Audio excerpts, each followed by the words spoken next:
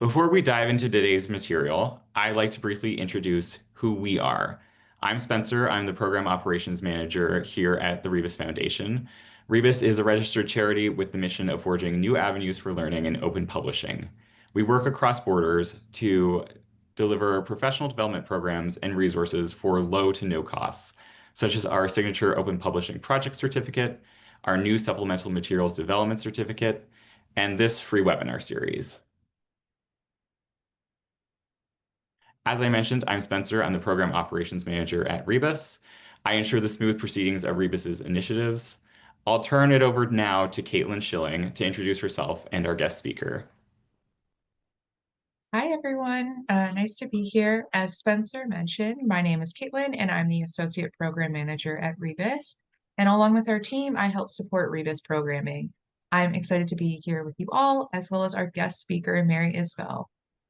Mary is an Associate Professor of English at the University of New Haven. Her current project is Searching for Wonder, an openly licensed book designed to support those who want to teach literature with student-selected texts. She's also working with a team of faculty and developers to build WonderCat, a relational database of story experiences that users can peruse and expand by sharing their own experiences. The tool is an alternative to recommender systems that deliver predictions based on demographics and user behavior. Designed for use in the classroom, WonderCat encourages agency and democratic engagement with scholarly expertise. Welcome, Mary. So our conversations today will hopefully engage you all to reflect not only on your own methods and approaches of instruction, but also on what you perceive as your role as an educator, as well as a student's role as a learner. Before we dive into the material, I do want to just take a moment to acknowledge where we're all based from today. I'm currently located on the lands known as Winnipeg, Manitoba, in Canada on Treaty 1 territory. These are the shared traditional lands and waters of the Anishinaabe, Dakota Oyate, and Innuwak, as well as the homeland of the Red River Métis. But I also do want to recognize Treaty 3 territory to the east of me, which is the source of our clean drinking water, as well as Treaty 5 to the north of us, which provides me access to electricity to spend today with you. I'm very thankful to these nations and to have the opportunity to chat with you all today. I consider myself fortunate to live in the vibrant city of Toronto, from the Mohawk name Tukaronto, which means where there are trees standing in water. Toronto is situated on the unceded territory of the Mississaugas of the Credit, the Anishinaabe, the Chippewa, the Wendat, and the Haudenosaunee. As a settler on this land, I aim to do more than acknowledge these communities, but stand in solidarity with them as we strive for reconciliation and decolonization. And we encourage you to reflect on the lands in which you are situated in the chat today.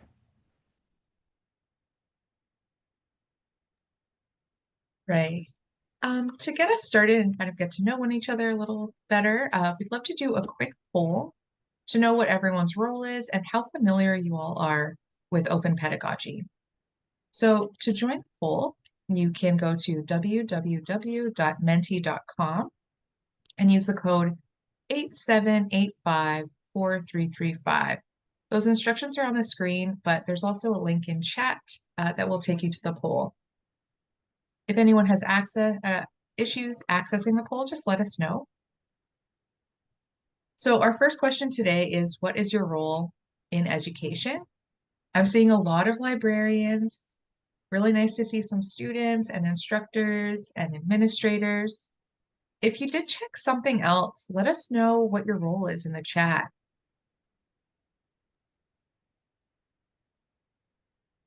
A lot of librarians today, which is great.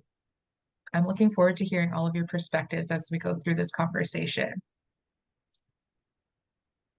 And I'll give folks another minute or two to check off what their role is. And again, if you did click something else, I'd love to know what role you're coming into today's conversation in.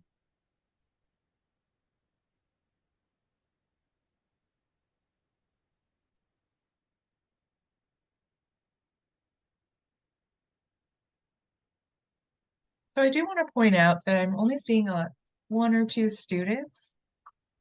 So I do want to keep that in mind as we have our conversation today, as it's really important for us to know who's in the room and who isn't in the room when we're discussing teaching and learning.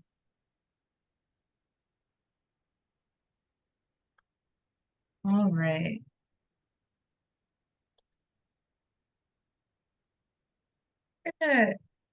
You can keep going with this question, but I'm going to move on to the next slide with our question that is, how familiar are you with open pedagogy? Oh, those answers came in fast. Y'all are on it today.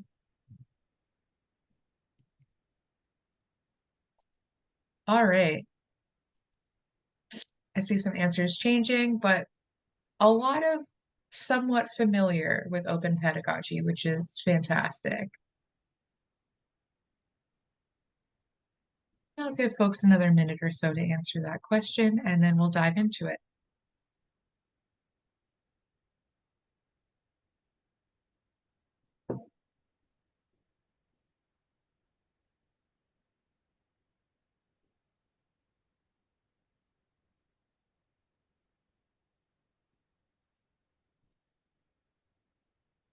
Okay.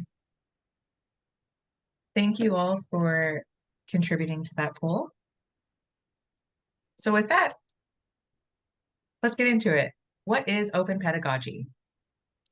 It's a framework for teaching that favors engaging students in content creation for learning. Agency is key in open pedagogy, empowering students to learn by doing. One of the principal goals of open pedagogy is to transform students from mere consumers of content to active creators of content. Open pedagogy gestures to a different philosophy of learning itself, one that is continuous and iterative, rather than one that is split up starkly into those who create or teach versus those who consume or learn. It also challenges traditional classroom structures and hierarchies of knowledge creation. Open pedagogy pushes beyond simply using open resources to center experiential and learner-centered inquiry, with the hope that human connections facilitated by technologies can help learners engage more fully with the knowledge and ideas that shape our world. Open pedagogy includes a commitment to diversity, collaboration, and at times a structural critique of our educational systems. I'd love to turn it over to Mary so we can pause and maybe hear your personal narrative of open pedagogy. If you could share how you were introduced to it and maybe relay an anecdote highlighting the impact it's had on you, your students, and possibly a wider community. Thank you, Caitlin. Yeah, I'm happy to share that and happy to be with all of you today. And I love that my face is on a book on this slide. That's very exciting to me. So I think the best way to sort of give a sense of how I understand open pedagogy is to describe where I was when I discovered it and then sort of where that took me.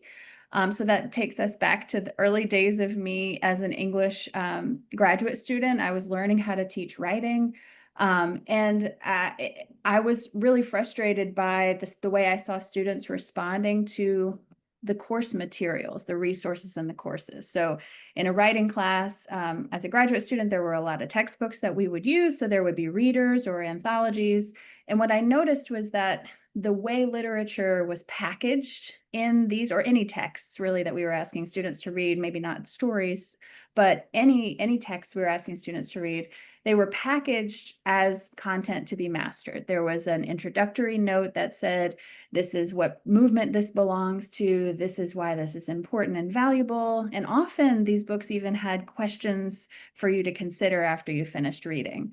And I was frustrated by this because I thought it made students passive consumers, right? And so I don't know anything about open pedagogy at this point. I'm just rolling along at UConn's in our program, we were really involved. The TAs were involved in the curriculum. And so with some other grad students, we decided to make our own anthology. And so we made an anthology where we had none of that introductory material and none of the mess that got in the way so that we could let text be something that students experienced and then came up with questions and wrote in response to. And that would be the first, I would say, of a number of experiences where I worked with a for-profit publisher and was disappointed with the results. So we made an anthology. It wound up being incredibly expensive for students, and I was very frustrated. But I was also proud of what we had created together. Around the same time, I was starting to learn about ways technology could kind of help me do that kind of work. And so I started using a tool called Annotation Studio, which came out of Hyper Studio at MIT. You would sign in and have an account, and students and you would kind of come together around a text. It was private, you had to be signed in to see it. But I could have students doing that work of creating contextual annotations inside this space. And we didn't even need to have a textbook, right? I could put things in the digital space, and this was really exciting to me. So I'm rolling along, having fun with that, meeting the community of people using annotation tools. And because of that, I was invited to moderate a session that what was then new called Hypothesis.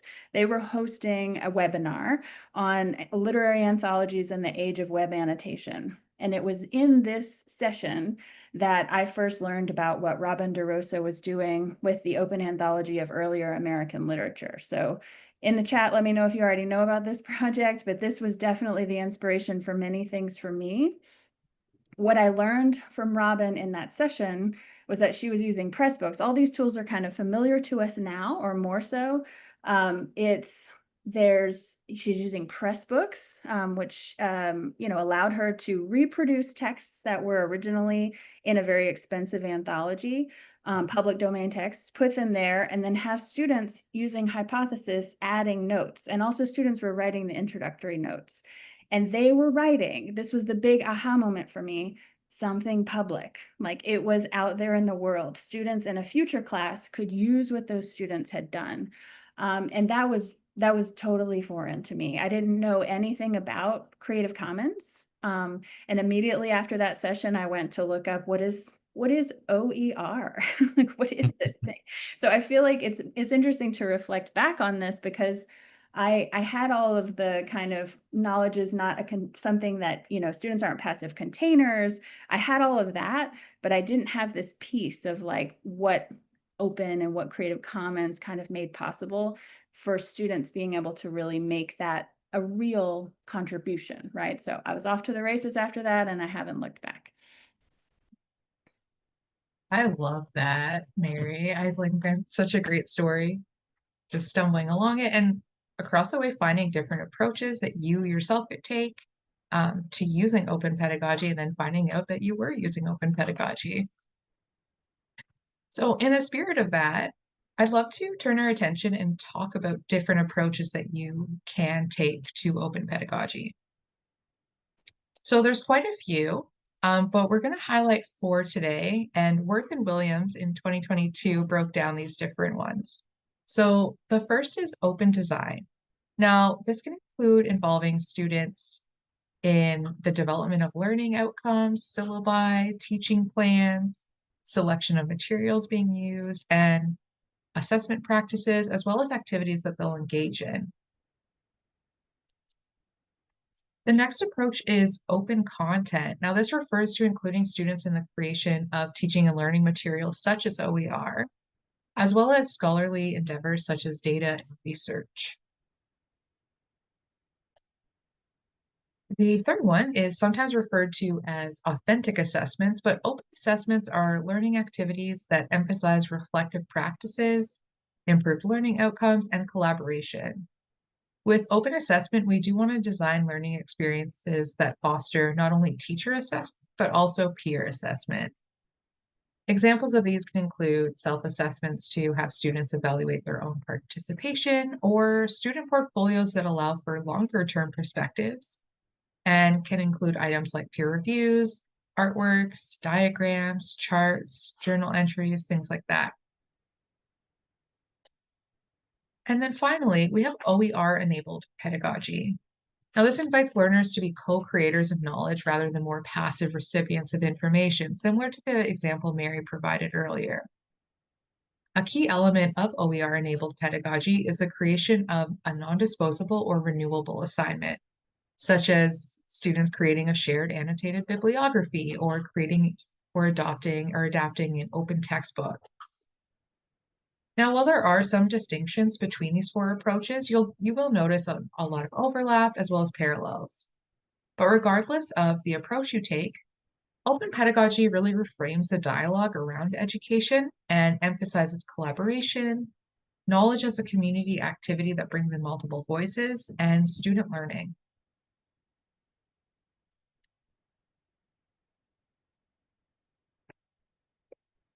So now that we've broken down what open pedagogy is and some different approaches to using it, I'd love to kind of pivot and look at different types of assessments and break down the differences of them. These assessments can be very transformative, and as we go through each type, I'll share some examples and would love to hear examples from you all about any that you may have used in your own teaching or learning, or if you're interested in using them. So for the purpose of today, we'll focus on the four on the slide: formative, summative, authentic, and renewable. And again, there'll be distinctions, but a lot of overlap. Formative assessments occur throughout the duration of a course and can be used by both students and instructors to identify learning gaps as well as areas of interest or challenge. Formative assessments in open pedagogy are connected through their shared emphasis on active learning, student agency, and iterative improvement. Some examples of these can include entrance tickets, like a primer question or scenario to begin a class, exit tickets, short questions to gauge students' understanding and provide feedback, ungraded homework assignments, or asking questions and observing students during class discussions. Summative assessments, on the other hand, do occur at the end of a learning period and are typically linked to a grade and can be used to inform further teaching. Examples of these can include midterm and final exams or final projects and papers. While not directly related to open pedagogy, these types of assessments can be integrated into open pedagogical practices by focusing on renewable assignments that contribute to a broader learning community, which we will touch on in a little bit. So feel free to put a 1 in chat if you've used either of these assessments before, and if you have, let us know which one.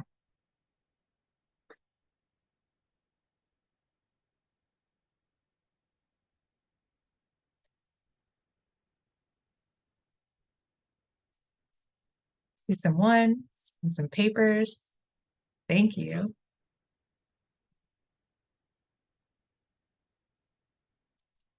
All right. Feel free to keep dropping those examples in, and I'll take a look at them in a little bit. Moving on to authentic assessments, this is one of the most common examples of assessments using open pedagogy. These are sometimes also called alternative assessments, and really they aim to activate students by engaging them in creation that extends learning beyond the walls of the classroom to leave a lasting impression and an enduring work product. So we'll share an example in the chat, and one of my favorite examples to use. This is a unique project that encouraged students to work with multimedia resources. Called And Still We Rise, this project was run at SUNY Plattsburgh as part of the African American Political Thought course. The project asked 13 students in the class to look through archives and secondary sources and curate photos, text, and multimedia for both a physical and a digital exhibit. With this project, the goals were twofold: the pursuit of racial justice, as well as the embracing of open pedagogy. The public-facing nature of the project showed students that their voice and work matter, and thus helped build their confidence in themselves. The way in which students were encouraged to curate resources was especially engaging. The project relied on self-directed research. This meant that students were able to work on things that they cared about. Doing so both made the project more meaningful to them on a personal level, which increased their commitment as learners, but it also produced really compelling work. Students worked closely with the library to conduct the research and learn about archival material. This exposed them to a new field of work, which they were able to showcase in the form of their final exhibit. And similar to the last couple assessments, feel free to drop a one in chat if you've used this type of assessment before, or if you want to leave an example, feel free to do so.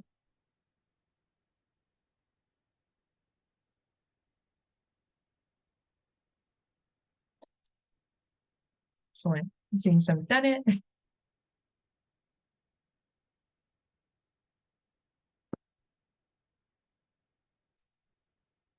All right, excellent. And moving into the last type of assessment that we'll talk about today is renewable assessments. Now, these are a type of assignment that live well beyond the classroom and add value to the world. While that can sound intimidating, all that means is that what the students create through the course is both useful and usable by others beyond the instructor. This could mean students in later classes, like Mary mentioned, or other courses, local communities, or even a wider audience. Examples of this include students conducting a research project and maybe presenting their findings at a conference, or updating publicly available Wikipedia pages.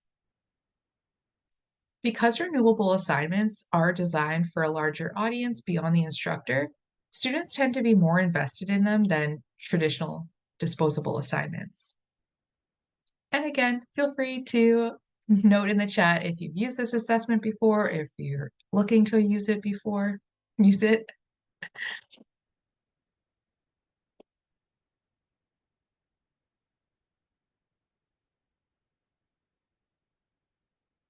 Okay, thank you. Participating in open pedagogy not only encourages students to refine and demonstrate their skills to instructors.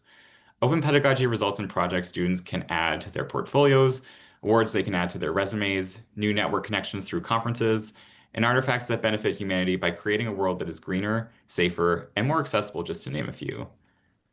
Student artifacts are the tangible products created by students as they learn. A traditional example of a student artifact would be the 5-paragraph essay. However, open pedagogy unlocks a wide array of authentic assessments and renewable assessments that result in artifacts that demonstrate creativity, applied learning, and real-world impact. For examples of these kinds of student-created artifacts, look no further than the Industrial Designers Society of America, which presented student merit awards to 10 exceptional products at the 2024 International Design Conference and Education Symposium.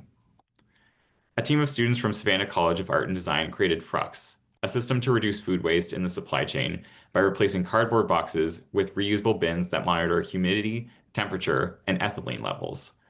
Tage Range from the University of Minnesota presented Oat Dinnerware, a collection that integrates adaptive features like handles, touch points, high rims, and solid bases to reduce spilling for people with disabilities and promote their independence. In 5 years, what teaching and learning will make a difference to your students in their careers? The experiences your students have now will introduce them to new capabilities or sharpen their existing skills, add projects to their portfolios that demonstrate these skills, and spur them to mingle with professionals in their field with whom connecting may someday lead to employment opportunities. In 100 years, what student-created artifacts will stand the test of time? How will the teaching and learning of today change the world for future generations? The reach of open pedagogy has the potential to impact more than the students in your immediate sphere. Projects designed for outreach in your local community empower students to enact real change and foster service-oriented and civic-minded leaders of tomorrow.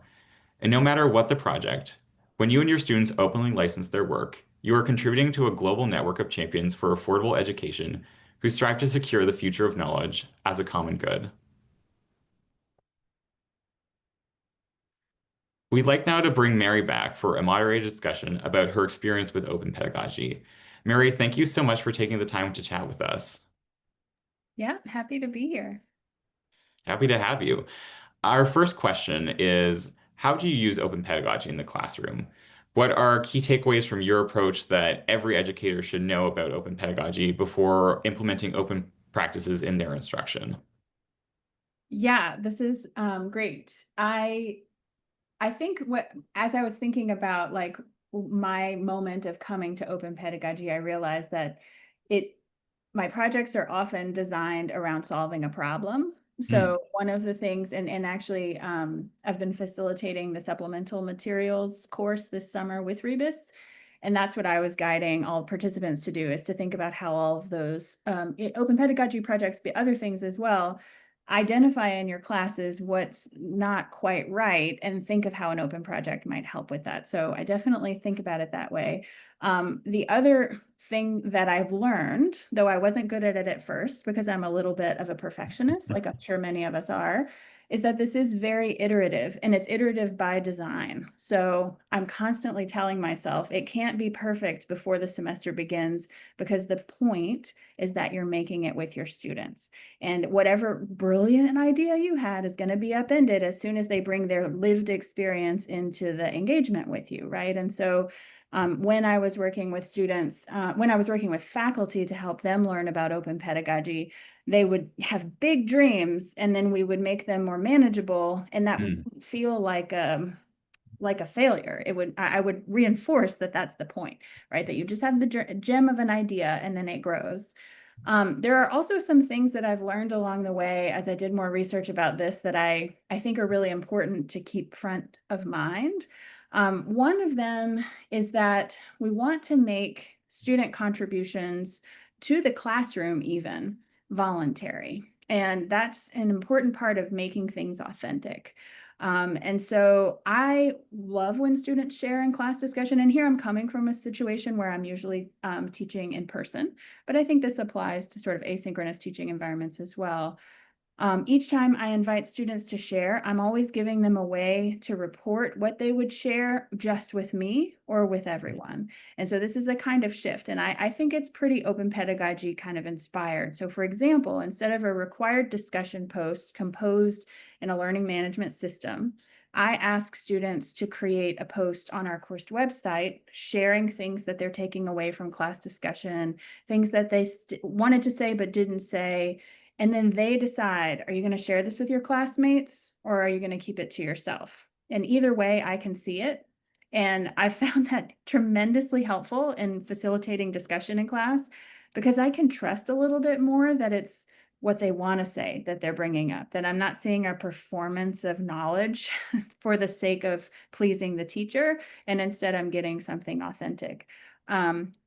So that's one. The next one kind of ramps it up a little bit more, which is when you're thinking about open OER enabled open pedagogy, where you might be having students make their work public. I have very carefully to make sure that the design of the assignment allows students to do it fully, but not make it public. They can complete the assignment, but not make it public. And that's become really important to me. I think especially from the world I come from in English departments, especially in digital humanities, there's a lot of temptation, or there was in the early days of platforms, to just get your students writing out there on social media, get them out there in the wild and working in public.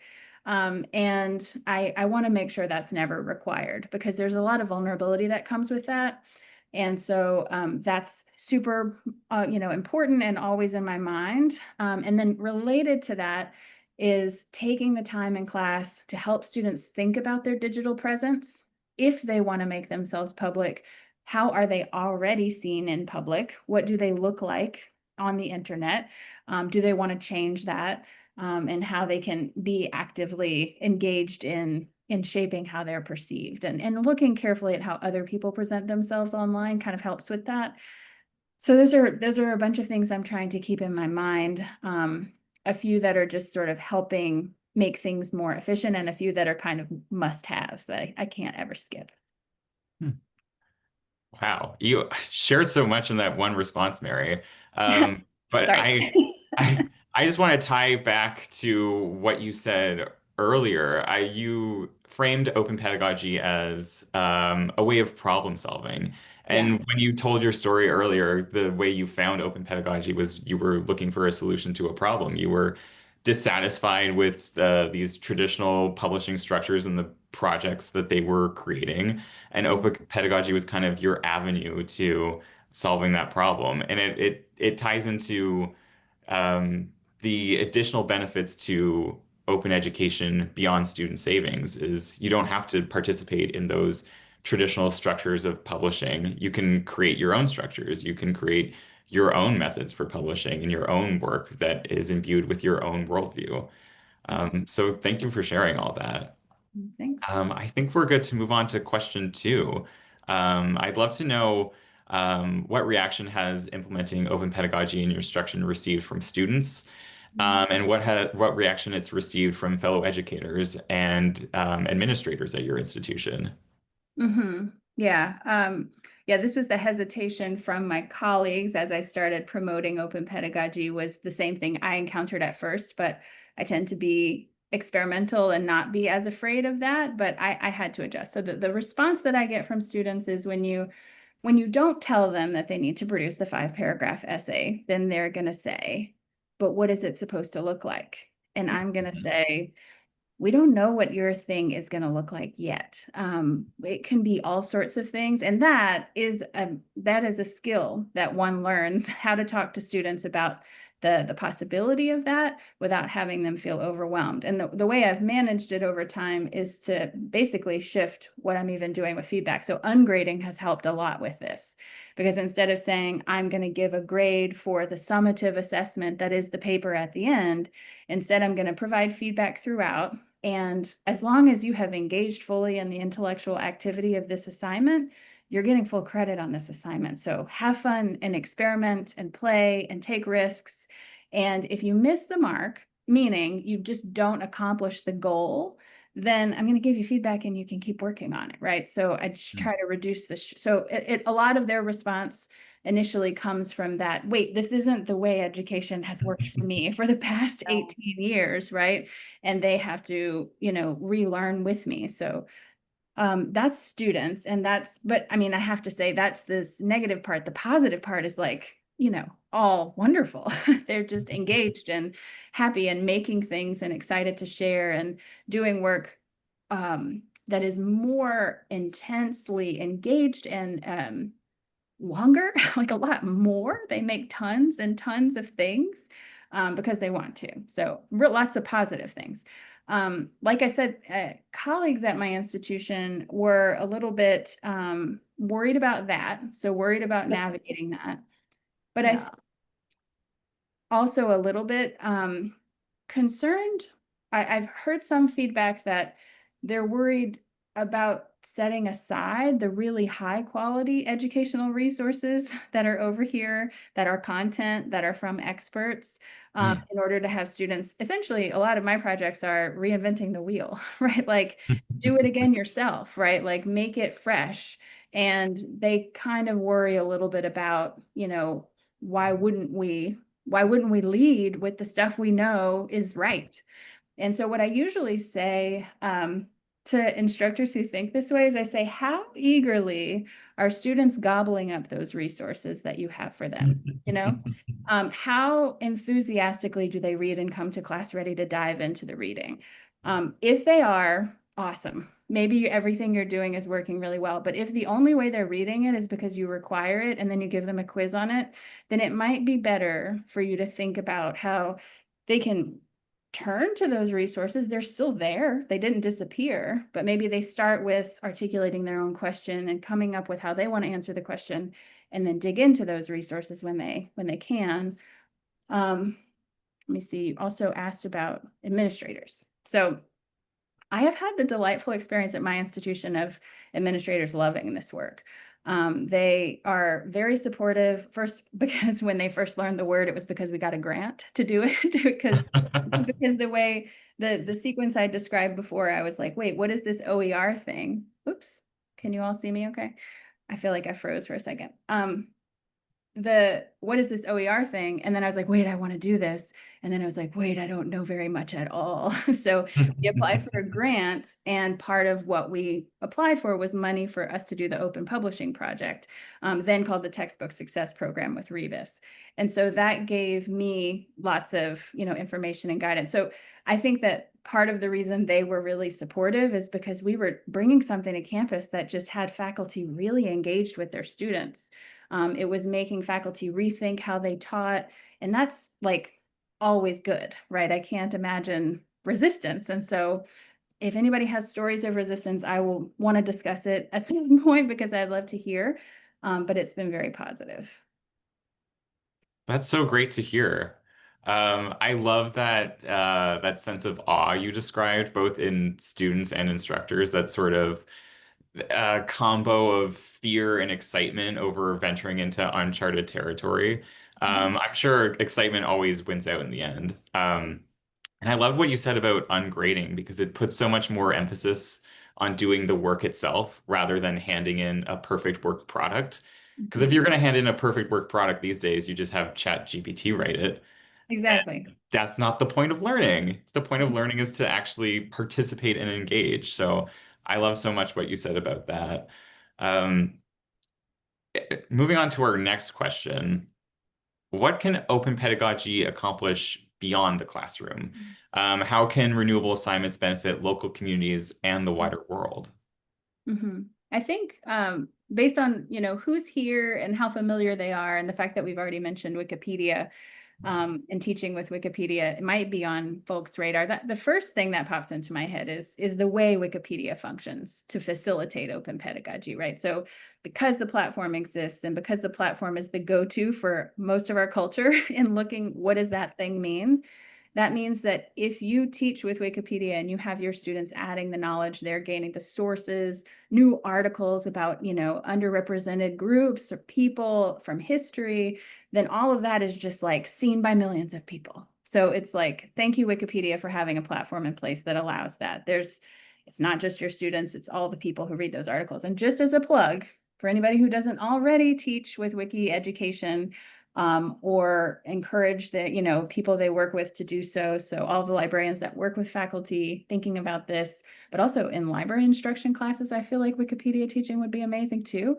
Um, Please, yes, ask questions about it because it's an incredible organization and I work as a mentor with them. So folks who are new to using Wikipedia in the classroom, I meet with them during the semester and have learned a lot through that.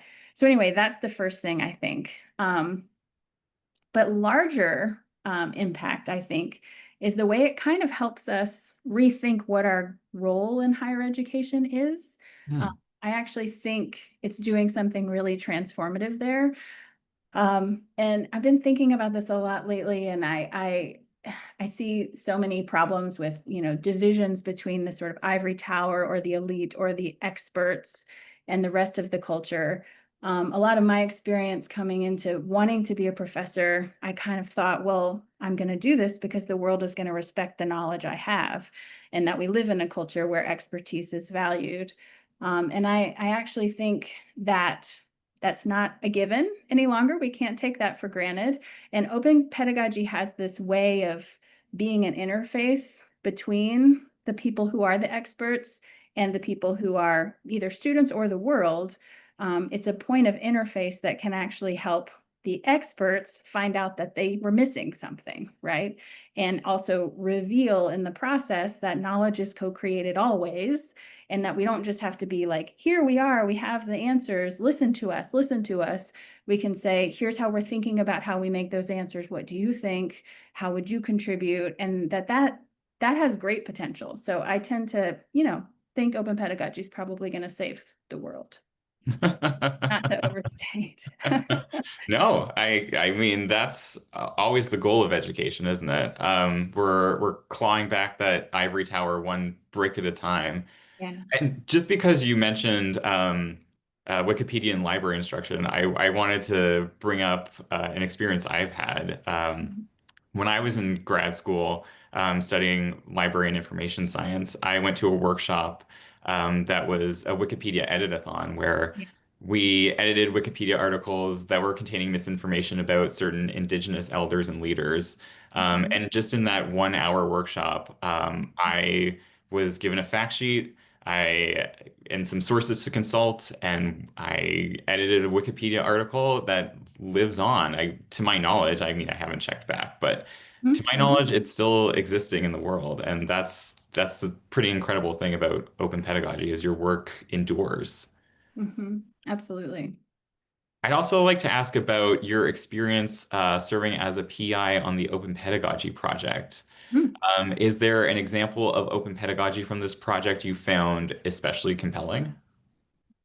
Oh, yes. So many projects were really cool. I have to say that for all the librarians in the room, like I really heart and want to be also a librarian. So the weird thing that happened was I was like OER, and then everyone I was learning from in the OER space were librarians, and I was like, can I join you? Can we do this together? At my campus, I sort of started working really closely with librarians and built out the resources that we have available there. And it's such a fun space to be in, working with faculty in this way, because I had ideas about how this was going to work in my humanities classes, right? And that we were going to co-create knowledge, and that there's a certain way I wanted that to work in humanities. But we were recruiting faculty from professional degree programs across the university, lots of different disciplines, and seeing how they approached what would work well in their class and what problems they were solving was incredible. So I had one faculty member from public health who wanted her students to experience case studies, but realized through the training that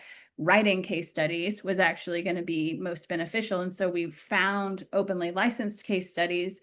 The first step in her iterative journey was to put one of them on the syllabus. They looked at it together, but then they critiqued it and they thought, how could that be better? What voice could be included here? What perspective could be included in here? And then their project was actually to revise or to propose something alternative. And that I love as a getting started assignment.